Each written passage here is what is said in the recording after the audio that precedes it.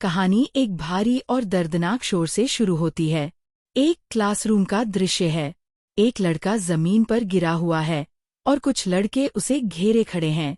वे उसे लात मार रहे हैं और उसका मजाक उड़ा रहे हैं। क्या हुआ? दर्द हो रहा है।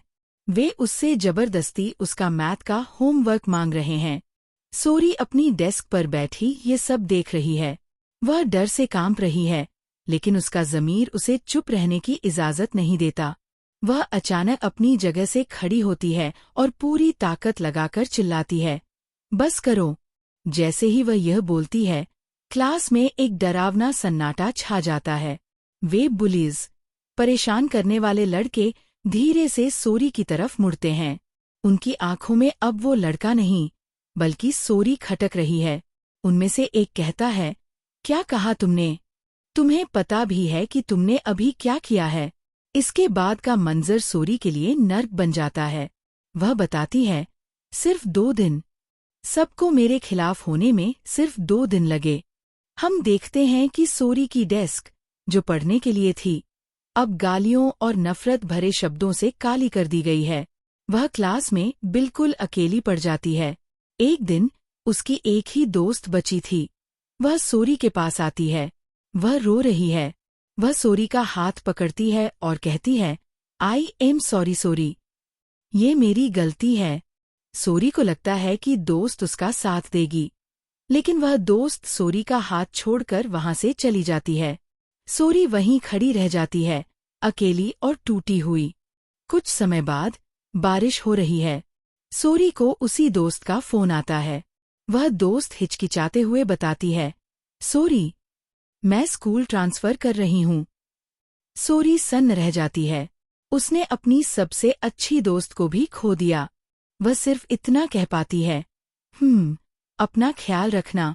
गर्मियों की छुट्टियों में सोरी अपनी दादी के घर चली जाती है। वह बहुत उदास है। वह अपनी दादी की गोद में सर रखकर लेटी हुई है। चिड़ियों की चहचहाहट के बीच सोरी अपनी दादी से रोते हुए कहती है, दादी, मुझे थोड़ा अफसोस हो रहा है उस लड़के की मदद करने का। मैं सोचती हूँ कि काश मैं चुप ही रहती। दादी उसे प्यार से सहलाती हैं। सोरी तय करती है कि वह अब उस पुराने स्कूल में वापस नहीं जाएगी। वह एक नई शुरुआत करेगी। सोरी अपना सामान लेकर बस में बैठती है और पहाड़ों के बीच बसे एक नए शहर की ओर निकल पड़ती है। नए स्कूल का पहला दिन है। टीचर क्लास में सोरी का परिचय करवाते हैं। ये हैली सोरी, आज से ये हमारे साथ पढ़ेगी। सोरी अपना सिर उठाकर क्लास की तरफ देखने की कोशिश करती है, लेकिन अपने पिछले भयानक अनुभव के कारण उसे बच्चे इंसान नहीं लगते। उसे हर सीट पर काले साए और ब्लैंक चेहरे, फेसलेस मॉन्स्टर्स दिखाई देते हैं। उसे लगता है कि वे उसे घूर रहे हैं। वह पसीने से तरबतर हो जाती है। टीचर उसे कहते हैं, पीछे एक खाली सीट है, तुम वहां बैठ जाओ। जब सोरी अपनी सीट की तरफ चल रही होती है, तो उसे बच्चों की फुसफुसाहट सुनाई देती है। वे आपस में बातें कर रहे हैं। सुना है ये किसी प्राइवेट मिडिल स्कूल से आई है, तो यहाँ क्यों आई? जरूर पढ़ाई में बहुत तेज होगी। ये बातें सोरी को और भी अलग थलग महसूस करवाती हैं। जैसे ही सोरी अपनी डेस्क के पास पहुंचती है, उसे एक मति भ्रम, हैल्यूसिनेशन होता है। उसे अपनी नई डेस्क पर भी वही पुरानी गालियां, डाई, हेट, लिखी हुई दिखाई देती हैं। वह डर के मारे पीछे हट जाती है, लेकिन जब वह पलक झपकाती है, तो डेस्क बिल्कुल साफ होती है। उसका डर उसके दिमाग के साथ खेल रहा है। अगले कुछ दिन सोरी अकेले ही बिताती है। लंच टाइम में वह अकेले खाना खाती है। सफाई के वक्त अकेले झाड़ू लगाती है। बाकी बच्चे उसे अपने ग्रुप में शामिल नहीं करते। वे बस दूर से उसे जज करते हैं। वह अकेली क्यों रहती है? शायद उसे लगता है हम उसके लायक नहीं हैं। एक दिन क्लास खाली है। सोरी अपनी डेस्क पर बैठी है। उसे बहुत रोना आ रहा है। वह अपना सिर झुका लेती है और सोचती है, कहाँ गलती हो गई? क्या इसलिए कि मैं भाग आई? उसकी आंखों से टप-टप आंसू गिरने लगते हैं। उसे लगता है कि उसकी जिंदगी में अब सिर अंधेरा है। तभी रोते हुए उसका हाथ डेस्क के नीचे किसी चीज से टकराता है। वह अपनी आंसू भरी आंखों से नीचे झांकती है। वहां टेप से चिपकाया हुआ एक लिफाफा है। सोरी हैरान होती है। एक खत? ये कब से यहाँ है? वह कांपते हाथों से लिफाफा खोलती है। अंदर से एक प्यारा सा खत निकलता है जिस पर लिखा है, हेलो। खत में लिखा है, हमारे स्कूल में तुम्हारा स्वागत है। जैसे जैसे सोरी खत पढ़ती है, उसके चेहरे के भाव बदलने लगते हैं। उस अनजान दोस्त ने खत में सिर्फ हाय नहीं लिखा था, बल्कि पूरे स्कूल का एक नक्शा बनाकर दिया था। और सबसे प्यारी बात, उसने क्लास के हर बच्चे का चेहरा पेन से बनाया था और उनके नाम लिखे थे। सोरी ने खत में बने कार्टून जैसे चेहरों को देखा और फिर असली क्लासमेट्स को देखा। वे चित्र इतने सटीक और मजेदार थे कि सोरी, जो अभी रो रही थी, अब मुस्कुराने लगी। खत में आगे टीचर्स के बारे में मजेदार राज लिखे थे, जिससे सोरी की हंसी छूट गई। Maths teacher. खत में लिखा था कि मैथ्स के टीचर सेल्फ स्टडी के दौरान अक्सर सो जाते हैं और खर्राटे लेते हैं। साथ में एक कैसेट टेप का चित्र बना था जिस पर ZZZZZ लिखा था। Ethics teacher. एथिक्स वाली टीचर को कीड़ों से नफरत है, इसलिए वह हमेशा एक कीड़े खाने वाला पौधा, वीनूस फ्लाई ट्रैप, अपने साथ रखती हैं। सोरी ने चित्र देखा जिसमें टीचर पौधे को गोद में लिए हुए है। Social studies teacher.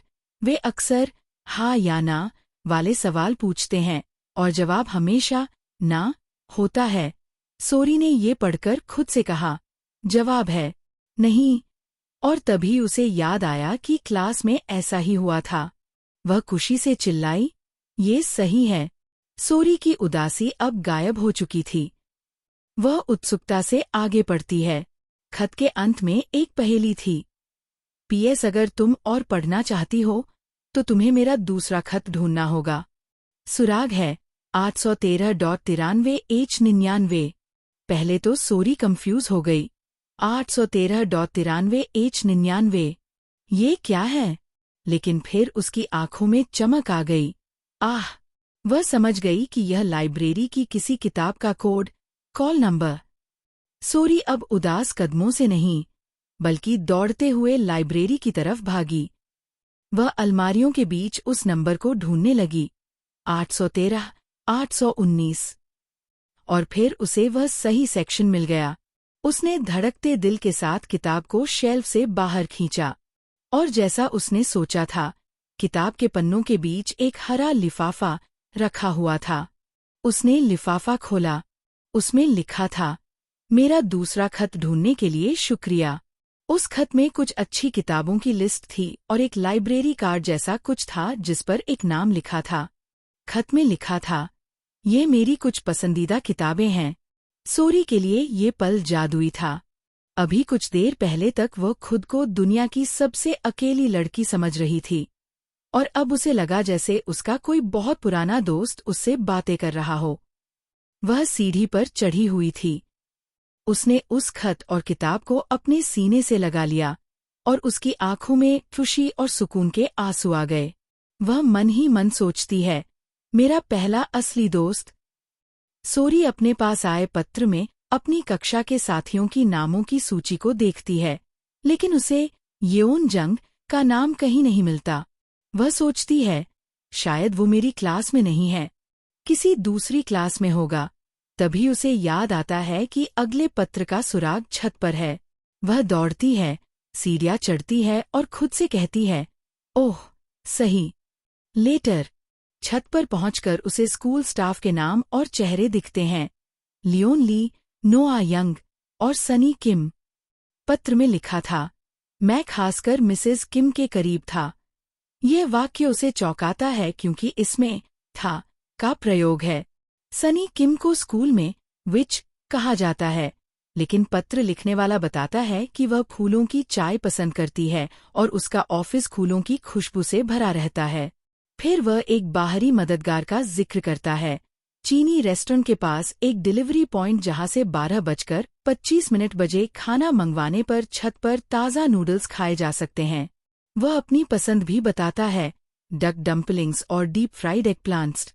सोरी मुस्कुराती है और सोचती है, तुम कितने स्वीट हो। मैं भी जानना चाहती हूँ तुम कौन हो। तभी डिलीवरी बॉय आता है और कहता है, नेक्स्ट टाइम सब एक साथ ऑर्डर करना, वरना प्रिंसिपल को पता चला तो मुसीबत होगी। सोरी हड़बड़ाकर कहती है, सॉरी।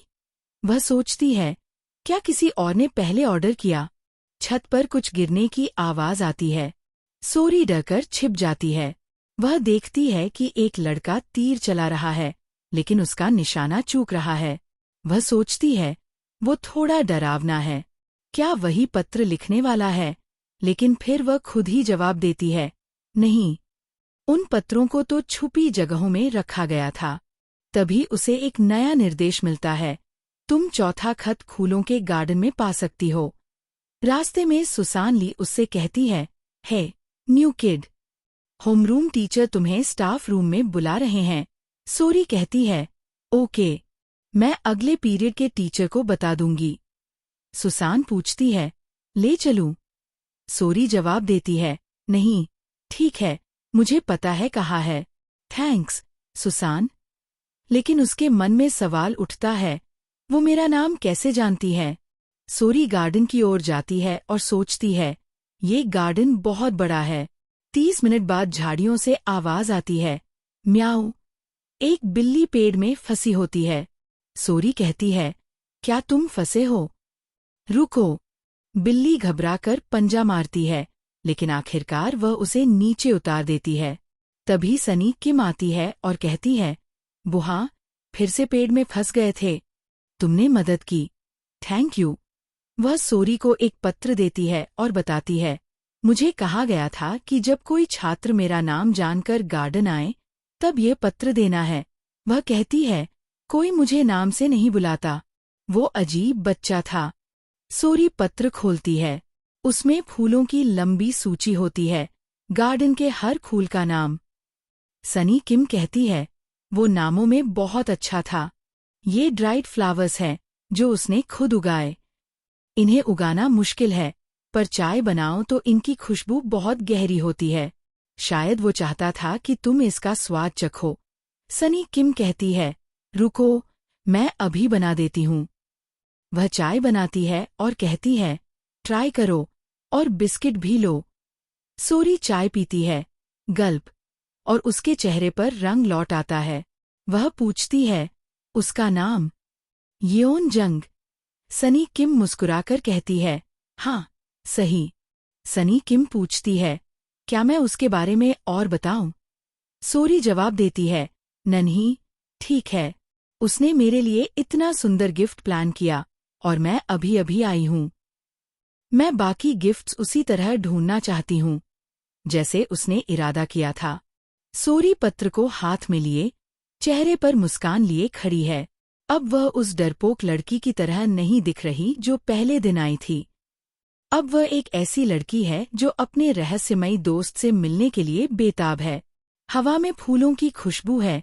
बिल्ली, बुआ, उसके पैरों के पास खेल रही है, और दूर से आर्चरी क्लब के तीरों की आवाज गूंज रही है।